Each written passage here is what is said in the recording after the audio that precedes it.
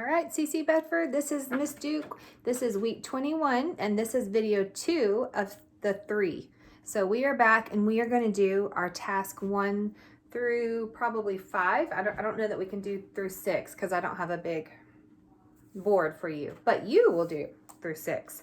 So here is what I changed our sentence up just a little bit on the board. The sentence is, Jesus loves me and he loves you since he wept tears for us. So we have this big sentence, and this, again, remember what our structure that we're working with this week, okay? That's just a little hint, but you won't always know the structure when you're reading or doing this.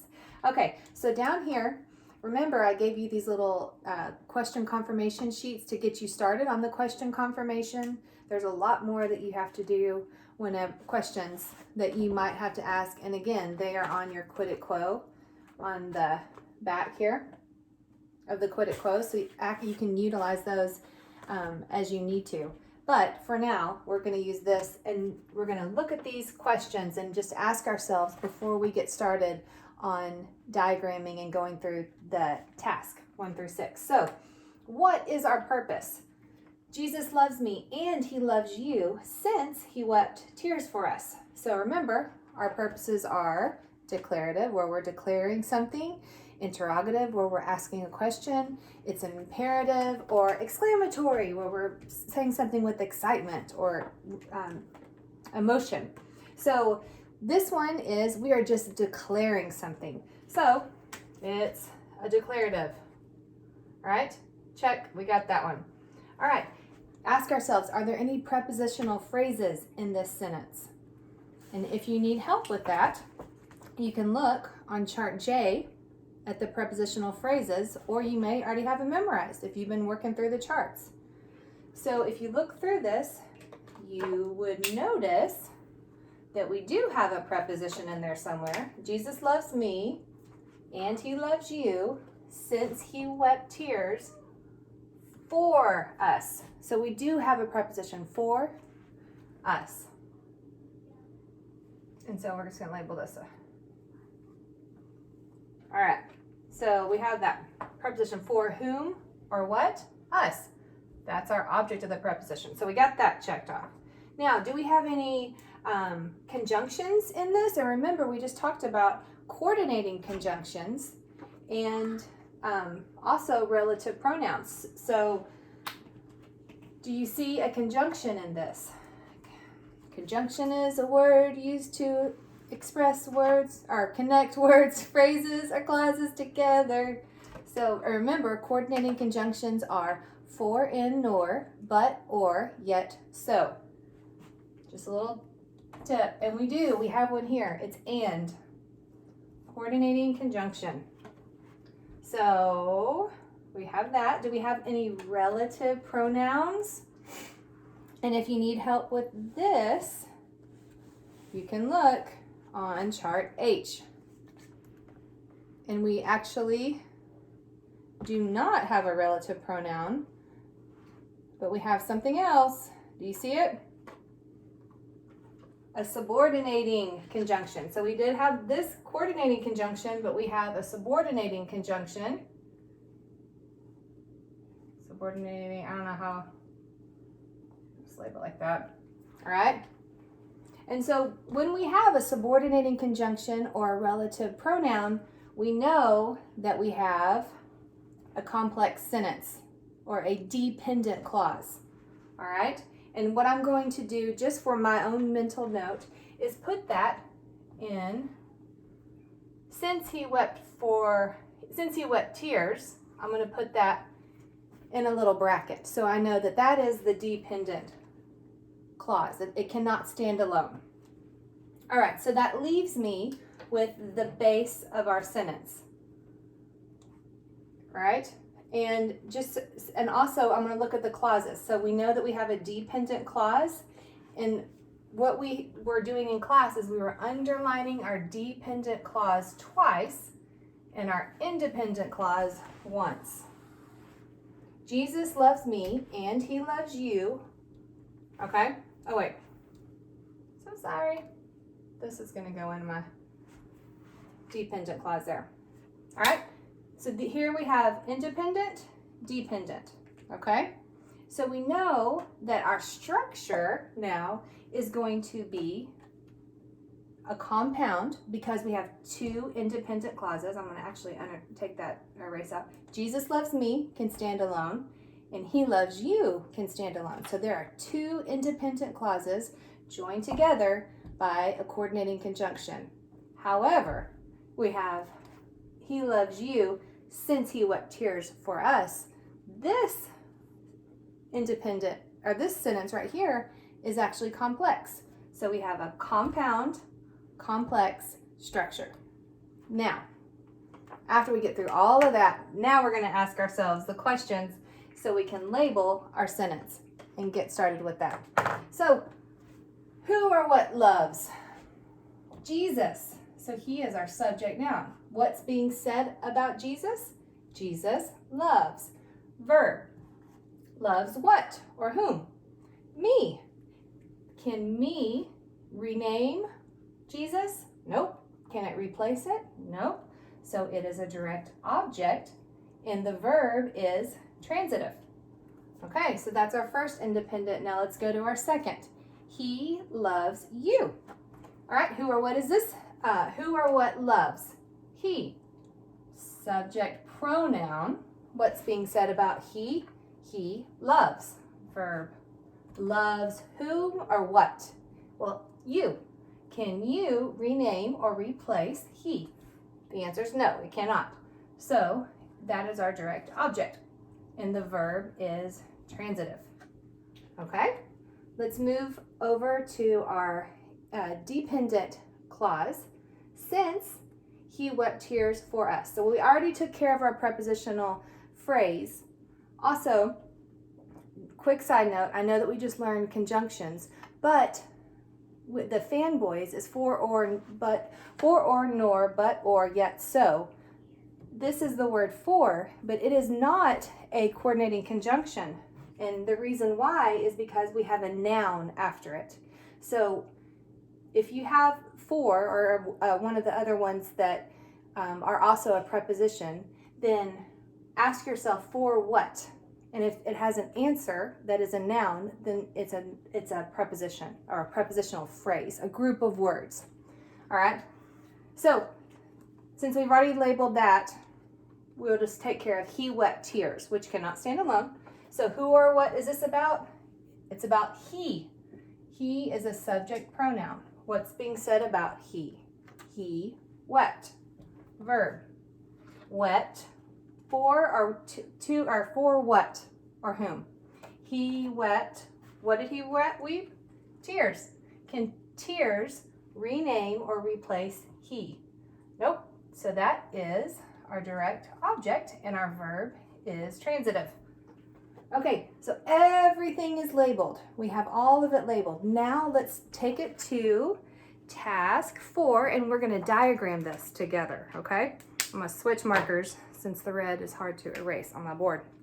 Okay, so we have two parts of the sentence, correct? So the first part, we'll just start with our first part. Jesus loves me, okay? And we'll diagram this. We'll draw our line, and remember, only thing that goes on the line is our pattern, SVTDO. So Jesus loves me. All right? However, we're going to connect this independent clause to this independent clause, and we do it by connecting the verbs. Okay? On the line, and is our coordinating conjunction. Okay? And here is our next line. So for this sentence pattern, we have the SVTDO, but we also have the SVTDO with our subordinate clause. So let's go ahead and label this. He loves And the other part of the pattern, you. So we've taken care of all this, but now we need to label the rest of the sentence. So we have, anytime we have our subordinating conjunctions or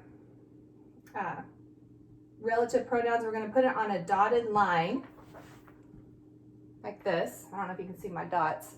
And write the word since, because that's what's connecting, or that's what the subordinating conjunction that connects it.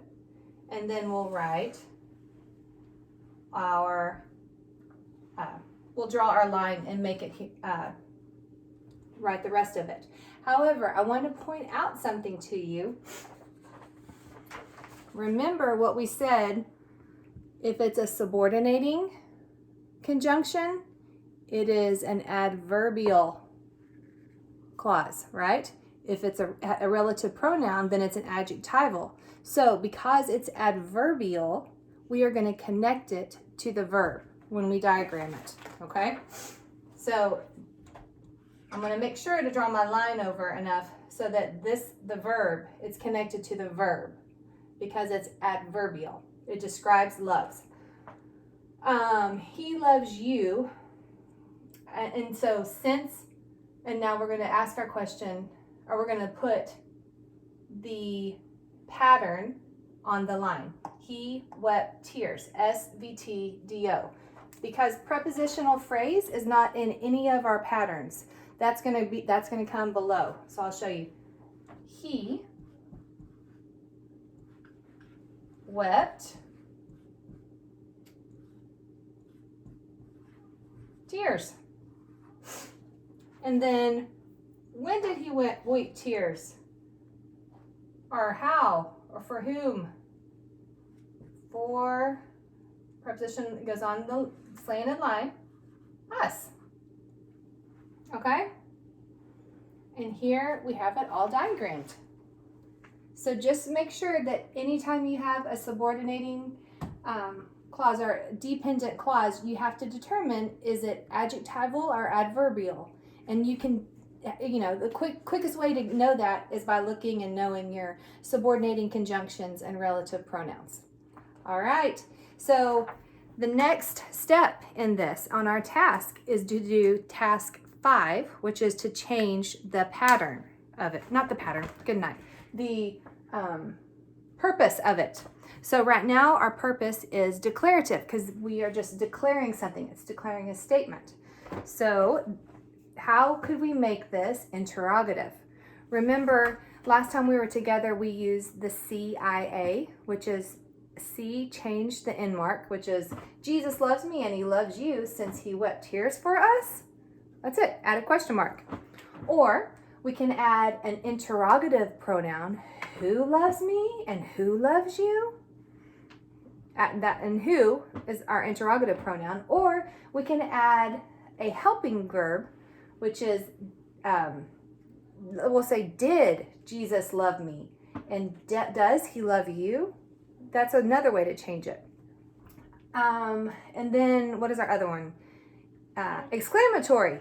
All that is doing is you're just changing the end mark. Jesus loves me and he loves you since he wept tears for us. Okay? I forgot the end of the sentence. And finally, we change it to imperative where it's a command. Love me and love you. We'll take out the since, okay? When we make it imperative, we'll take out the dependent part of it. But that's how you would change it. Now, I can't quite go through the quid it quo because I don't have a big board, but you do this when you at home. I want y'all to take the time and work through this. Go through every one, and since you have them labeled here, what do you know about all the nouns? Is it singular? Is it common or proper? Jesus is proper. Is he a concrete, abstract, collective, or compound? Well, he is a concrete noun. Like he is something that we could, if we were back in the day, lay hands on him. Then go to the loves. Go to your verb.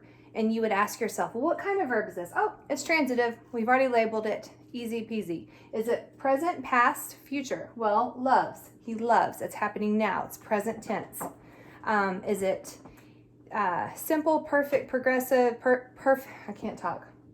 So that would be our chart. Oh, like how we were going through that. And go and look and see which one does that fall under. It would be a simple.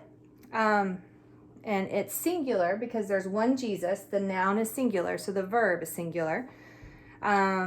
And you would just keep going, working through these. Like if you had a pronoun, you would work through the same thing as a noun, but just make sure that you are answering the question, even though a pronoun is a noun, make sure you're under the pronoun because there's different questions and things to answer under that. Okay, so work through it, wrestle with it now, and it will be easier later. And I'll be back in a minute with our final video.